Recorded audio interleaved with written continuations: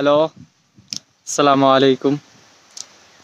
আপনাদের অনেকেরই আমি আপনার এই যে কৃষি খামারের ব্যাপারে অনেক কথা বলেছি। অনেক মানে কৃষি কিভাবে কাজ করবেন বা কৃষি খামার করে আপনি কিভাবে উন্নত হতে পারবেন। এরকম আপনাদেরকে অনেককেই আমি এই সাজেশনটা দিয়েছি ভিডিওর মাধ্যমে। তো আজকে হঠাৎ আমার কাছে এই ব্যাপারটা অনেক খারাপ লাগলো। আজকে আপনার এই যে বর্তমান বাজার আপনার কৃষির যে পণ্যগুলো আছে মানে তরকারি কাঁচামাল এগুলোর বাজার বর্তমানে একদম ডাউন। আজকে একটা রিপোর্ট দেখছি, সেটা আপনাদের সঙ্গে আমি স্ক্রিন শেয়ার করব। ওই রিপোর্টটাতে দেখলাম আপনার ফুলকপির 1 টাকা কেজি। আসলে ভাই এটা হচ্ছে সবচেয়ে একটা কি বলে লজ্জার ব্যাপার যে 1 টাকা ফুলকপির কেজি। এখন আমরা তো এই জায়গায় করার কিছু নয় ভাই। এখানে এখন কাকে আমরা দোষারোপ করব? সরকারকে দোষারোপ করব নাকি পাবলিক?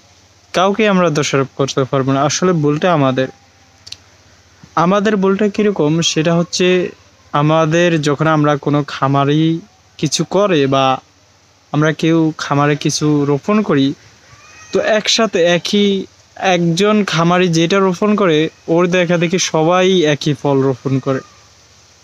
যেমন আমি ফুলকপি করলাম, বা এই যে আমার পিছনে এই খামারটি, এটাতে মিষ্টি কুমড়া আছে।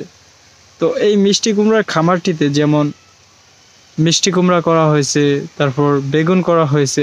এখন আমার দেখা দেখি এখানে আরও অনেক খামারি আছে, তারাও যদি মিষ্টি কুমড়া করে, তারাও যদি বেগুন করে, মানে এই আইটেমটা যদি সবাই করে, তাহলে মার্কেটের মানুষ কোন আইটেমটা খাবে? তো এখন এই বছর মাশাআল্লাহ আল্লাহর রহমতে সব জায়গায় তরকারি অনেক ভালো তরকারি হয়েছে আপনার বৃষ্টি বন্যা কম হওয়ার কারণে। বিশেষ করে আমাদের ভোলা জেলায় এখানে আপনার অনেক ভালো তরকারি হয়েছে আমার দেখা মতে। মানে এই বছর তরকারিতে এরকম কোনো সমস্যা হয় না, বৃষ্টি না হওয়ার কারণে খামারিরাও এরকম একটা ক্ষয়ক্ষতি হয় না। কিন্তু বর্তমানে এখন যেই অবস্থা, এখন খামারিরা ক্ষতির সম্মুখীন হবে। কারণ ফুলকপির বীজের যে দাম, তারপর ফুলকপির চাষ করা কিন্তু কইলি একটা গাছ রোপণ করলেন তারপর ফল হয়ে গেল, ব্যাপারটা এরকম না।